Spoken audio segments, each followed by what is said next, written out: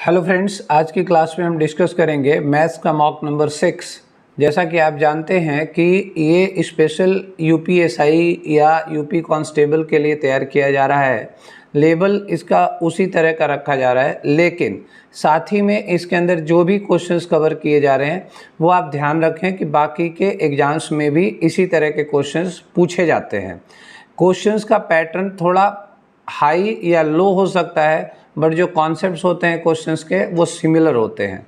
तो बड़े ध्यान से करिएगा, एक एक क्वेश्चन बहुत इंपॉर्टेंट है, चाहे वो छोटा हो या बड़ा हो। कई बार एग्जाम्स के अंदर क्या होता है कि हम क्वेश्चन को बहुत हल्का समझ लेते हैं, लेकिन क्वेश्चंस को करते करते हमारा काफ़ी समय निकल जाता है। तो किसी भी क्वेश्चन को हल्का ना समझें और अंत तक देखें। हर एक क्वेश्चन अपने आप में इम्पॉर्टेंट है। अगर आपने अभी तक हमारे चैनल को सब्सक्राइब नहीं किया है तो आप प्लीज़ उसको सब्सक्राइब कर लीजिए, क्योंकि हम डे बाय डे कुछ ना कुछ नया और कुछ ना कुछ रेगुलर एक्टिविटीज़ स्टडी को लेकर के कर रहे हैं। आपको चीज़ें टाइमली अपडेट हों और आप उससे संबंधित प्रैक्टिस टाइम से कर सकें। तो आइए शुरू करते हैं आज की क्लास। और आज की क्लास का देखेंगे हम पहला क्वेश्चन। देखिए, क्वेश्चन है आपके पास, find the sum of money which becomes ₹2420 at 10% rate of compound interest after 2 year is. वह राशि ज्ञात कीजिए जो 2 वर्ष बाद 10% चक्रवृद्धि ब्याज की दर से 2420 रुपये हो जाती है। सीआई का क्वेश्चन है, ठीक है। आइए देखते हैं, आपका समय शुरू होता है अब।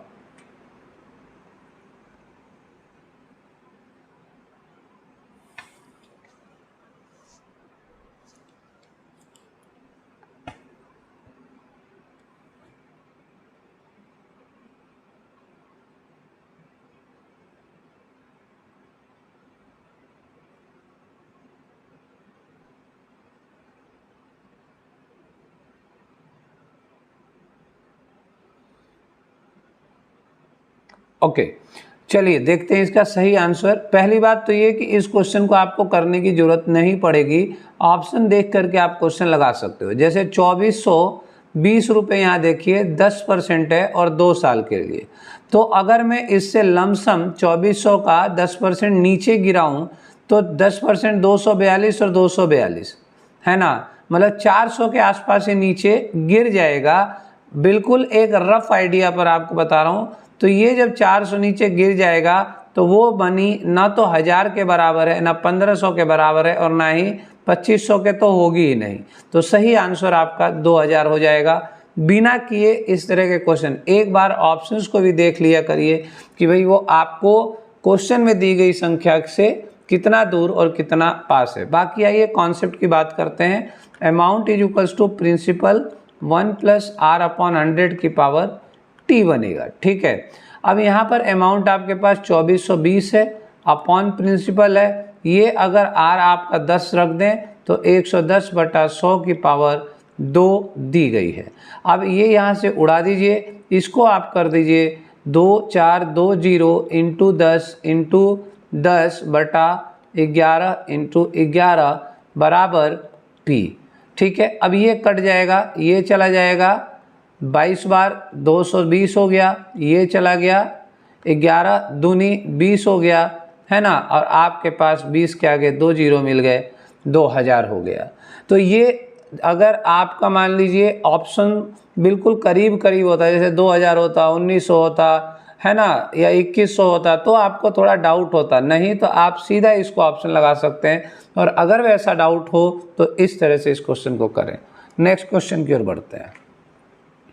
If the compound interest on a certain sum for 2 years at 3% per annum is rupees 101.50, then the simple interest on the same sum at the same rate and for the same time will be। यदि एक निश्चित राशि पर 2 वर्ष के लिए 3% प्रति वर्ष की दर से चक्रवृद्धि ब्याज 101.50 रुपये है, तो उसी राशि पर उसी दर पर और उसी समय के लिए साधारण ब्याज क्या होगा। समय शुरू होता है अब।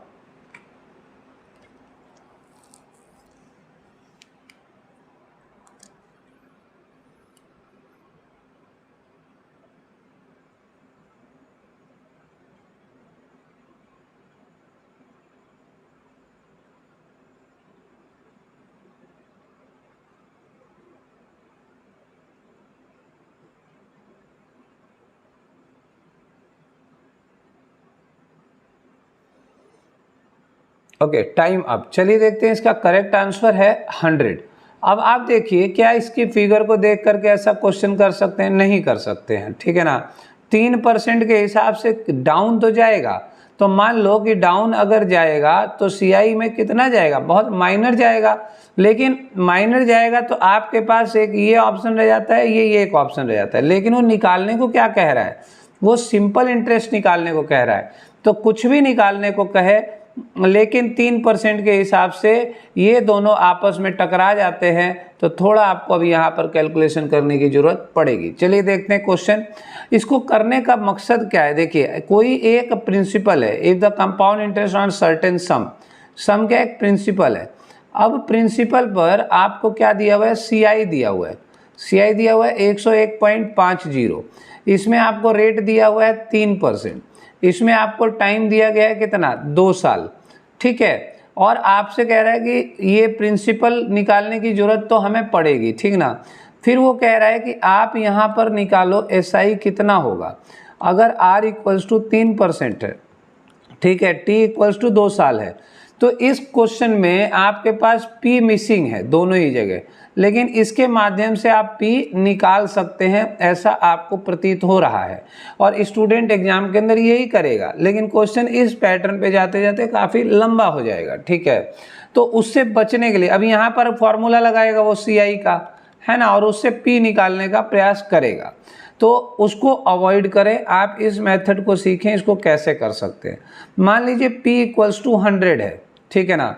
तो ये 100 का मैं स्क्वायर कर देता हूँ, स्क्वायर कर दूंगा, ठीक है ना। ये स्क्वायर क्यों किया? क्योंकि टाइम = 2 ईयर है, ठीक है ना। अगर 3 साल होता तो क्यूब कर देता, 4 साल होता तो पावर 4 हो जाती, ठीक है। अब इसको अगर आप करते हैं तो ये क्या बन जाता है भाई? ये बन जाता है 10,000। तो ये हमने लेट किया हुआ है ना, इमेजिनरी वैल्यू है। अब इस पर 3/100 है ना, 3/100 क्या? ये 3R% है, तो R% 3/100, 3/100 निकाल दो किसका? 10,000 का, ठीक। पहले साल में SI निकल आएगा, ठीक ना। अब देखिए, कभी भी CI डायरेक्ट नहीं निकलता है। CI निकालने के लिए प्रिंसिपल पर फर्स्ट ईयर में SI निकलता है, सेकेंड ईयर में फिर क्या निकलता है? SI निकलता है, फिर प्लस फिर इंटरेस्ट निकलता है। तो ये दोनों मिल करके CI बनता है, ठीक है ना। तो ये आप ध्यान रखिएगा इसको। सेकेंड ईयर से CI चालू होता है, फर्स्ट ईयर में सिर्फ SI मिलता है। तो यहाँ पर अगर हम यहाँ पे भी निकाल लेते हैं, मतलब दूसरी साल में आ जाते हैं सेकेंड ईयर में, तो सेकेंड ईयर में भी हम ऐसा ही करेंगे, 3/100 × 10,000। ये सब ऑरल आपको करना है, यहाँ आप सीख लीजिए। तो यहाँ पर भी हो गया ये भाई 300, और यहाँ पर भी हो गया ये 300। तो 2 साल का ये जो SI आया है ना, SI कितना आया? SI 2 साल का हुआ 600। अब दूसरे साल में आपको मिलना है क्या? इंटरेस्ट। सेकेंड ईयर में 300 का, ठीक है, 3% है ना, यानी 3/100। तो ये कितना हो गया? 9 हो गया, है ना। तो यानी ये दूसरे साल में अगर हम जोड़ दें +9, तो ये दूसरे साल में जुड़ गया, तो ये 609 हमारा क्या बन गया? CI बन गया, 609 बन गया CI। अब आपके पास क्वेश्चन क्लियर है। 609 यूनिट बराबर 101.50, तो 1 यूनिट बराबर 101.50/609। पूछा क्या है उसने निकालने को? उसने पूछा है SI कितना बनेगा। तो SI यूनिट कितना था? SI = 600 था, तो 600 यूनिट क्या बनेगा? तो 101.50/609 × 600। जब आप इसको उड़ाएंगे तो ये आपका 100 आंसर आएगा, ठीक है। कैलकुलेट करके आप एक बार क्रॉस चेक कर लीजिएगा, ठीक। तो इस तरीके से इस क्वेश्चन को बनाएं। मतलब जितना टाइम इतना लिख करके आपको समझाने में लगता है, इससे बहुत ही कम, आधे से भी कम समय लगेगा आपको करने में। इस पैटर्न को बस याद रखिएगा। नेक्स्ट क्वेश्चन की ओर बढ़ते हैं। A father can do a job as fast as his son, 2 sons working together. If one son does the job in 3 hours and the other in 6 hours, the number of hours taken by the father to do the job alone एक पिता किसी काम को उतनी ही तेजी से कर सकता है जितनी तेजी से उसके दो बेटे मिलकर काम करते हैं। यदि एक पुत्र 3 घंटे में और दूसरा 6 घंटे में करता है तो पिता द्वारा अकेले कार्य को कितने समय में किया जाएगा। ठीक है ना। तो पिता जो है वो दोनों के बराबर की एफिशिएंसी से काम करता है, दोनों से काम करा दीजिए उस काम को, वही पिता के द्वारा किया गया काम का समय होगा। टाइम शुरू होता है अब।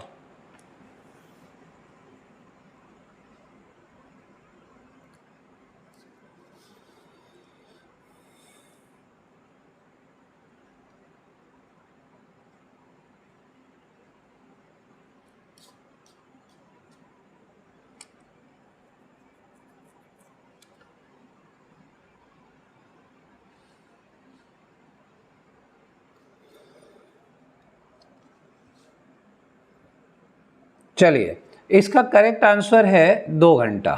2 घंटे में कर देंगे। देखिए कैसे, फादर कह रहा है कि सन 1 और सन 2 के बराबर है। सन 1 करता है 3 घंटे में और सन 2 करता है 6 घंटे में। अगर इन दोनों का हम एलसीएम, है ना, एलसीएम क्या होता है, वर्क होता है ना, टोटल वर्क, तो ये 6 आ जाएगा। अब इसको इस 6/3 कर दें तो ये क्या आ जाएगा, एफिशिएंसी, क्योंकि efficiency equals to work upon time होता है। अब इस फॉर्मूले को टाइम एंड वर्क में याद रखें, हर जगह लगता है, इसी से क्वेश्चन सॉल्व हो जाता है। ठीक है, अगर आपने टाइम एंड वर्क नहीं देखा है या नहीं आता है तो आप हमारे प्लेलिस्ट में जा करके देख सकते हैं। तो ये हो गया 2। अब इसको आप कर लीजिए 6/6, तो ये हो गया 1। ठीक है ना।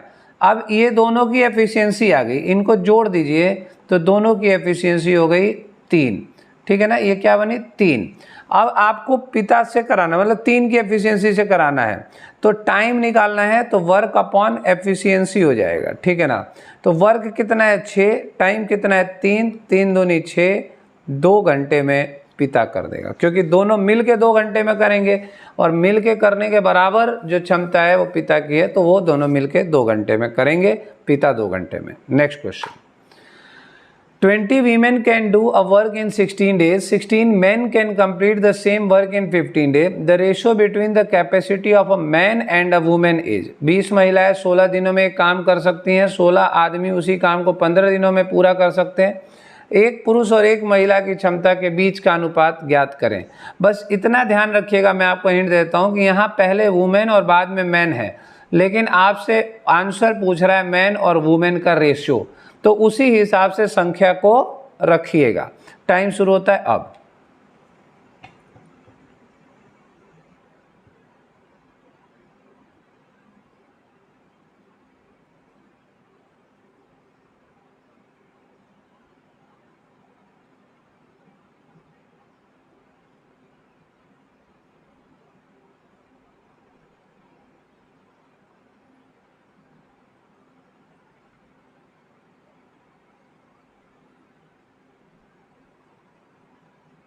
ओके, टाइम हो गया समाप्त और सही आंसर है 3:4। देखिए इससे संबंधित 4:3 भी है, इसको आप नहीं लगाइएगा। देखते हैं कैसे। कह रहा है कि 20 वीमेन किसी काम को कितने दिन में करती हैं भाई, 16 दिन लगाती हैं, और आदमी कितने हैं 16 मैन, 16 आदमी हैं, वो कितना दिन लगाते हैं, 15 दिन लगाते हैं। ठीक है ना। तो यही अगर 20 आदमी 16 दिन और 16 आदमी 20 दिन, तो एक की संख्या अगर निकालनी हो तो हम क्या करेंगे, 20 × 16 किया जाता है और 16 × 15 किया जाता है।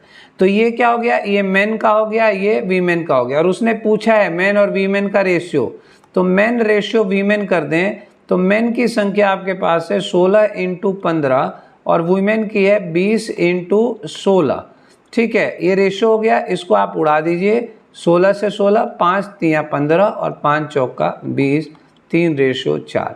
बस रखने का ध्यान रखना है कि कैसे रखेंगे, और अगर उल्टा भी रख देते हैं तो आप आंसर में फिर उस बात का ध्यान रखें कि उसकी संख्या क्या है और उसकी संख्या क्या है। नेक्स्ट क्वेश्चन की ओर बढ़ते हैं। If 1/3 of a tank holds 80 liter of water, when the quantity of water that 1/2 tank holds is, बहुत ही आसान क्वेश्चन। यदि एक टैंक के 1/3 भाग में 80 लीटर पानी आता है तो 1/2 टैंक में कितना पानी आ सकता है। ठीक है, समय शुरू होता है अब।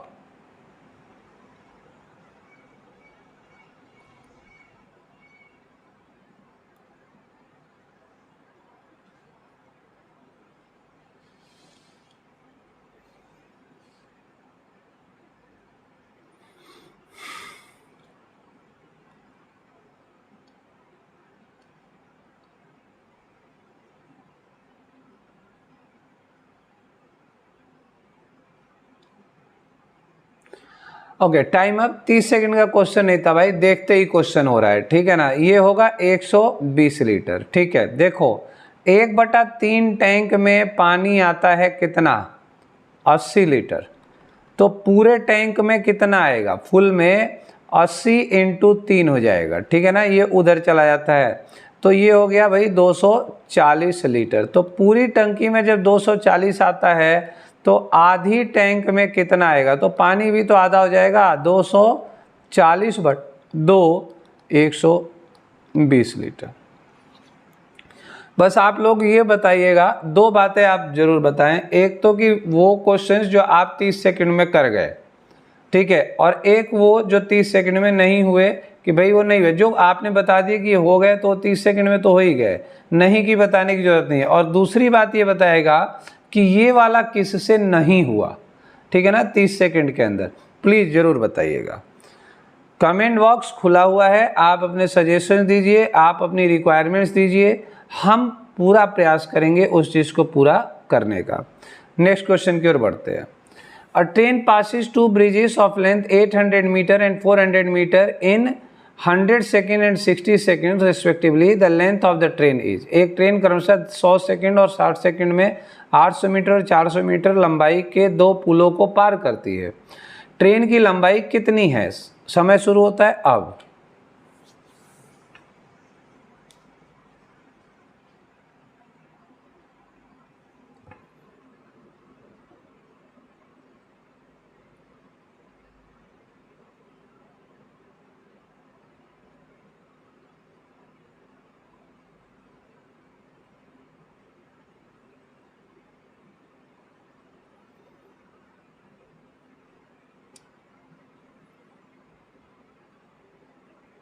Okay, time up. देखिए सही आंसर है इसका 200 मीटर। और इससे संबंधित पहले की क्लास में मुझे याद आ रहा है एक क्वेश्चन था कि एक ट्रेन एक आदमी को पार करती है, तो वहाँ मैंने ये सारी चीज़ें समझाई थी। और अगर आपको ये चैप्टर नहीं आता या आपने नहीं पढ़ा है या भूल गए हैं तो आप जा करके प्ले लिस्ट में देखिए, वहाँ पर आपको इसके बेसिक से ले करके और एडवांस तक के फॉर्मेट्स सारे अवेलेबल हैं, क्वेश्चंस अवेलेबल हैं, वहाँ आप देख सकते हैं। देखिए क्या होता है, एक ट्रेन है भाई, इसको आप समझिए ट्रेन है, एक ब्रिज को पार करेगी फिर दूसरे ब्रिज को पार करेगी। इन दोनों के अंदर ट्रेन की स्पीड जो है ना वो बराबर है ना। इन दोनों के अंदर स्पीड की, ट्रेन की स्पीड जो है वो बराबर है। लेकिन आपको करना क्या होता है, डिस्टेंस जो किया जाएगा ना, distance is equals to T1 + B1 लिया जाएगा। और यहाँ पर आपको क्या लिया जाएगा, T1 + B2 लिया जाएगा, T1 + B2 लिया जाएगा डिस्टेंस। क्योंकि जब ट्रेन कुछ ऐसी चीज़ों को पार करती है तो ट्रेन की और उसकी लंबाई को जोड़ दिया जाता है। लेकिन जब ट्रेन किसी ऐसे पोजीशन में किसी को पार करती है तो इसका 0 हो जाता है, तो T + 0 माना जाता है लंबाई। तो डिस्टेंस ये हो गया T1 + B1 और T1 + B2, क्योंकि ट्रेन तो एक ही है। तो आप यहाँ पर देखिए स्पीड आपको दिया नहीं गया है, यहाँ पर डिस्टेंस जो है इसका 400 मीटर है और टाइम जो दिया गया है वो 100 सेकंड है, ठीक है।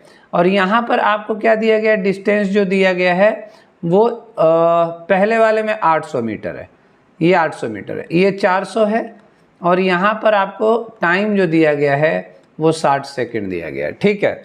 तो अब इसको कर लेते हैं, स्पीड दोनों तरफ बराबर है तो बराबर रख देंगे, T1 + 800/100, ठीक है। ये क्या था, ये भैया डिस्टेंस है और ये क्या है, टाइम है, ठीक है। ये बराबर हो गया T1 + 400/60, ठीक है। अब इसको आप कर सकते हैं 60 T1 + 48 1 2 3 है ना, और बराबर यहाँ पे हो गया 100T1 प्लस कितना हो गया 4000, 4 1 2 3 4, ठीक है ना, 40,000। तो ये कितना हो गया भाई, 100 में से ये 40T1 हो गया और ये कितना हो गया 48 में से 8 1 2 3, ठीक है ना।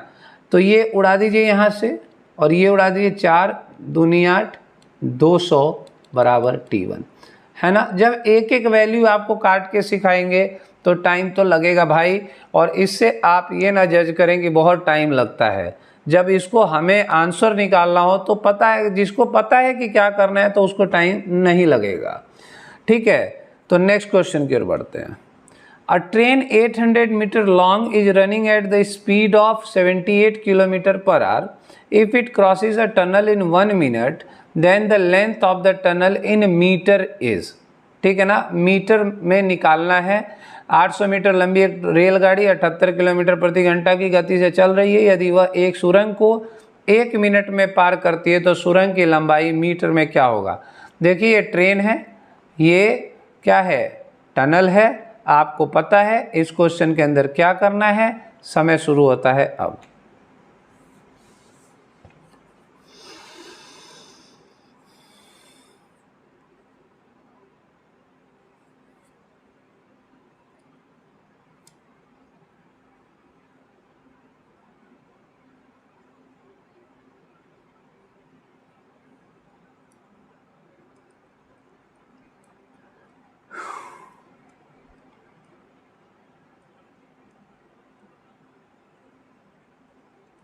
ओके, टाइम हो गया ख़त्म। चलिए इसका सही आंसर है 500 मीटर, ठीक है। अब आप देखिए यहाँ पर लंबाई है 800 मीटर, यहाँ पर आपके पास टाइम है 1 मिनट यानी कि 60 सेकंड, ठीक है, क्योंकि मीटर में निकालना है। और स्पीड है 78 kilometre per hour, 70 speed equal to 78 kilometre per hour.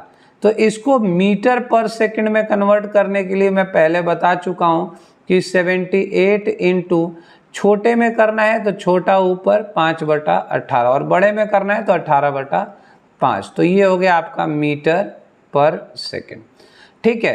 अब ये आपको क्लियर हो गया भाई। अब डिस्टेंस आपको क्या चाहिए, 800 मीटर लंबे को, यानी ये ट्रेन है TR और एक ये टनल है, ठीक है। अब ये टनल को पार करती है तो TR प्लस TT हो जाएगा, ठीक। तो अब आपके पास डिस्टेंस की वैल्यू निकालनी है। डिस्टेंस इज इक्वल्स टू क्या होता है, स्पीड इनटू टाइम, क्योंकि speed is equals to distance upon time, ठीक। अब डिस्टेंस आपके पास क्या हो गया भाई, T ट्रेन प्लस टनल, है ना, ट्रेन प्लस टनल, यानी टनल की तो दी गई है, हम इसको 800 लिख सकते हैं, ठीक है, बराबर स्पीड कितना हो गया आपके पास 78 इंटू 5/18 और टाइम कितना हो गया आपके पास 60। अब यहाँ से इसको आप सॉल्व कर लें और ट्रेन की संख्या आपकी निकल जाएगी। अब ये देखिए, अब ये आपको काटना है भाई, आप किस पैटर्न पे काटते हैं ये किसी से आपका मैच नहीं हो सकता, है ना। हो सकता है कोई व्यक्ति 18 की टेबल पढ़ना जानता हो सकता है कोई 6 से काट दे, है ना। जैसे मैं आपको सिखा दूं कि जैसे 6 3 18, कोई होता है इसको 2 से काटे, 2 9 जा 18, 2 3 जा 6। तो ये काटना जो है ना, ये इंडिविजुअल पर डिपेंड करता है कि उसको एग्जैक्टली उस समय पर क्या स्ट्राइक होता है। तो ये यहाँ आकर के अगर आपको सब क्लियर हो जाता है तो यहाँ आकर के आपको किसी पर्टिकुलर पर्सन को फॉलो करने की ज़रूरत नहीं है, आप अपने मेथड को इम्प्रूव करें, ठीक है। तो अब इसको अगर आप काटेंगे तो ये बन जाएगा, चलो 6 3 जा 18, 6 10 जा 60। बहुत लोगों को 18 का टेबल नहीं आता होगा, कोई बात नहीं, नहीं आता तो और भी ऑप्शंस हैं। अब यहाँ पर देखिए ये हो गया 3 2 जा 6 और 3 6 जा 18। तो आपके पास बन गया 26 इंटू 5 इंटू 10, ठीक है।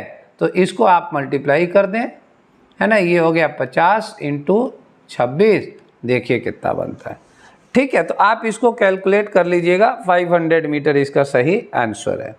नेक्स्ट क्वेश्चन की ओर बढ़ते हैं। A man can row 15 kilometre per hour downstream and 9 kilometre per hour upstream. The speed of the boat in still water is, है ना, पानी से बाहर उसकी गति क्या होगी। सही, ठीक है। तो एक आदमी 15 किलोमीटर प्रति घंटा धारा के अनुकूल और 9 किलोमीटर प्रति घंटा धारा के प्रतिकूल तैर सकता है। स्थिर जल में नाव की गति क्या होगी, ये आपको बताना है। थोड़ा हिंदी भी पढ़ना पड़ रहा है क्योंकि बहुत सारे बच्चों की ये रिक्वेस्ट होती है कि सर आप इंग्लिश वाला पढ़ते हैं, हिंदी वाला क्वेश्चन नहीं पढ़ते। तो इस तरह के इश्यूज ना करें, जो पहले आ जाता है उसको पढ़ देते हैं, दोबारा पढ़ने में टाइम किल होता है, इसलिए थोड़ा अवॉइड करते हैं। चलिए समय शुरू होता है अब।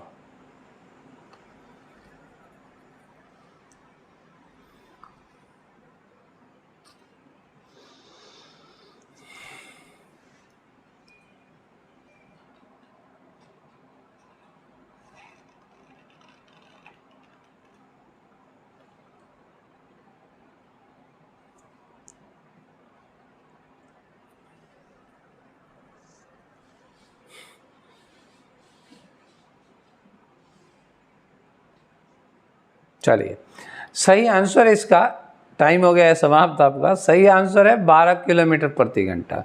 ठीक है, देखिए अब मैन कैन रो, पहले भी ऐसे क्वेश्चंस करा चुका हूँ, आप लोगों से गलती, अब जैसे जैसे आप आगे इन चैप्टर्स के क्वेश्चंस आते हैं ना, तो आपसे ये गलतियाँ नहीं होनी चाहिए, आप मान के चलिए। और स्टिल अगर गलती हो रही है तो आपको इम्प्रूव करने की ज़रूरत है, आप बार बार उस पर प्रैक्टिस करिए।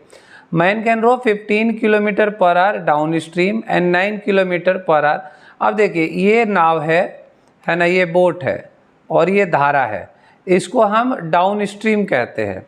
तो डाउन स्ट्रीम जब आती है तो ये जुड़ती है, क्यों? क्योंकि दोनों की गति क्या होगी, पानी में धारा की दिशा में जाएंगे तो आपकी गति बढ़ जाती है।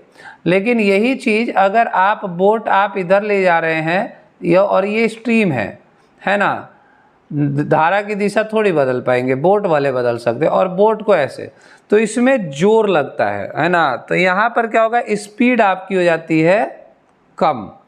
ठीक है, तो बस इतनी सी बात है। b + s जो है वो 15 दिया गया है और b - s जो है वो 9 दिया गया है। इनको आप जोड़ सकते हैं, यहाँ पर आपका ये कट गया। ठीक है, ये 2b बराबर 15 और 9 कितना होता है, 24, और b = 2, 12 आ गया आंसर। बोट की स्पीड आपकी 12 आ जाती है। तो इस चीज़ को ध्यान रखें, यही वाले क्वेश्चन ज़्यादातर एग्जाम्स के अंदर देखे जाते हैं। नेक्स्ट क्वेश्चन की ओर बढ़ते हैं। A boat takes half time in moving a certain distance downstream then upstream, है ना। अप स्ट्रीम जाने से आधा समय कम लेती है डाउन स्ट्रीम जाने में। ठीक है, the ratio of the speed of the boat in still water and that of the current is. अब यहाँ रेशो और बोट एंड स्ट्रीम को मिला दिया गया है। एक कुछ दूरी तक धारा के प्रतिकूल जाने की तुलना में नीचे की ओर जाने में आधा समय लगता है। स्थिर जल में और उस धारा में नौका की गति का अनुपात क्या होगा। समय शुरू होता है अब।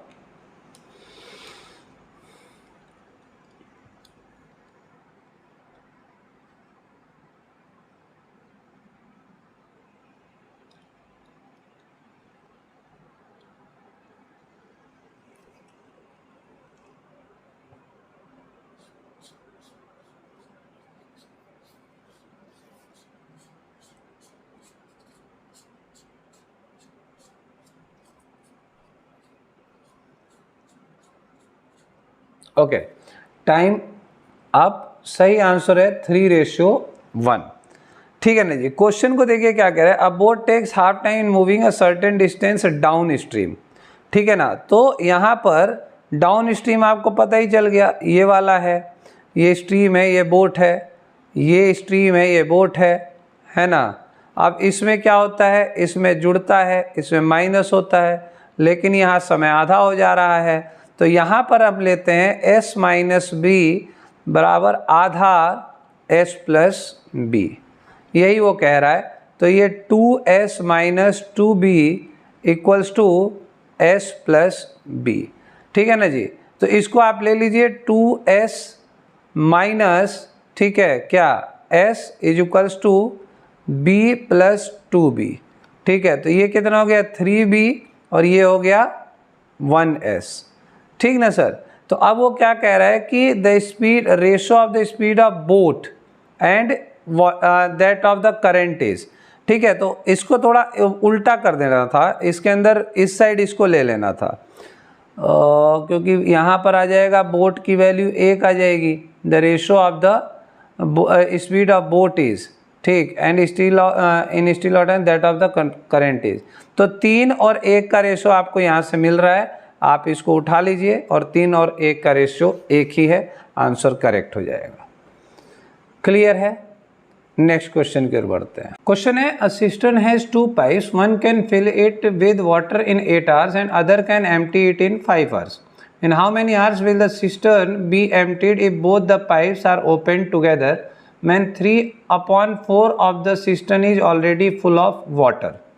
एक टंकी में 2 पाइप है, एक इसे 8 घंटे में भर सकता है और दूसरा इसे 5 घंटे में खाली कर सकता है। यदि दोनों पाइपों को एक साथ खोल दिया जाए जबकि टंकी का 3/4 पहले से ही पानी से भरा हुआ है, तो टंकी कितने घंटे में खाली हो जाएगी? समय शुरू होता है अब।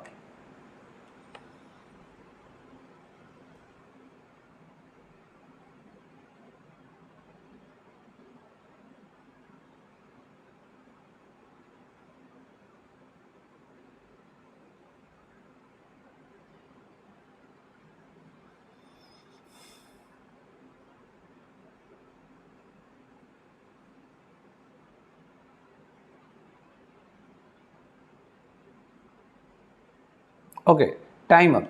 देखिए, इसका सही आंसर है 10 hour, ठीक है ना, 10 घंटे में ये काम हो जाएगा। जब पाइप एंड सिस्टम की बात करते हैं तो जो भरती है वो प्लस होती है और जो खाली करती है, क्योंकि खाली वाली नीचे लगेगी, वो माइनस होती है। चलिए देखते हैं, मान लेते हैं ए है कोई, 8 घंटे में भरती है, प्लस का मतलब भरती है, और बी जो है वो 5 घंटे में खाली करती है। तो यहाँ से अपने को क्या मिल जाएगा? एलसीएम से वर्क मिल जाएगा। काम कितना करना है हमें? टोटल 40 काम करना है, ठीक है ना। तो इसकी एफिशिएंसी क्या हो गई? 8 पंजे 40, यानी ये प्लस की है, और ये कितना हो गया? 5 अट्ठे 40, यानी कि ये माइनस की है। अब इन दोनों की एफिशिएंसी, दोनों को साथ खोला जाए तो एफिशिएंसी कितनी हो जाएगी? माइनस की 3 हो जाएगी, है ना। तो यानी कि 3 एफिशिएंसी हो गई अपनी, प्लस माइनस, माइनस की है तो माइनस की एफिशिएंसी। और सिस्टम को हमें करना भी क्या है? सिस्टम को हमें करना है, यहाँ पर देखो, in how many hours will the system be emptied. तो एम्प्टीड के लिए हमें माइनस की वैल्यू चाहिए। चलिए, अब 3/4 है वो पहले से भरी हुई है, कितने की? 40 लीटर की। तो बची कितनी? 4 दहा में, यानी 30। अब 30 लीटर पे काम करना है, तो 30 लीटर पे अगर 30 की एफिशिएंसी से करें तो ये कितने में खाली हो जाएगी? 10 घंटे में खाली हो जाएगी। क्लियर है दोस्तों?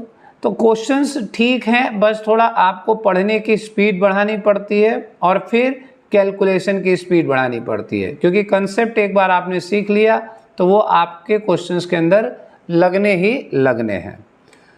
तो दोस्तों, अगर आप गाज़ियाबाद, दिल्ली या इसके आसपास के रीजन से बिलोंग करते हैं और अगर आप थोड़े ज़्यादा ही कमज़ोर हैं या चीज़ें नहीं समझ में आती हैं, तो आप हमारे ऑफलाइन क्लासेस को इस दिए गए एड्रेस पर विजिट करके ज्वाइन कर सकते हैं। ये कॉन्टैक्ट नंबर है, यहाँ पर आप व्हाट्सएप कॉन्टैक्ट कर सकते हैं, कॉल कर सकते हैं। जो स्टूडेंट रीजन से बाहर हैं, दूर हैं, अगर उन्हें लाइव क्लासेस या फिर face to face discussion classes या डाउट्स वगैरह की कोई क्लास करने का कोई प्लान है, तो वो आप हमें इस नंबर पर व्हाट्सएप कर सकते हैं, हम आपको जूम के थ्रू क्लास को चला सकते हैं। तो ठीक है दोस्तों, मिलते हैं अगली क्लास में, तब तक के लिए जय हिंद।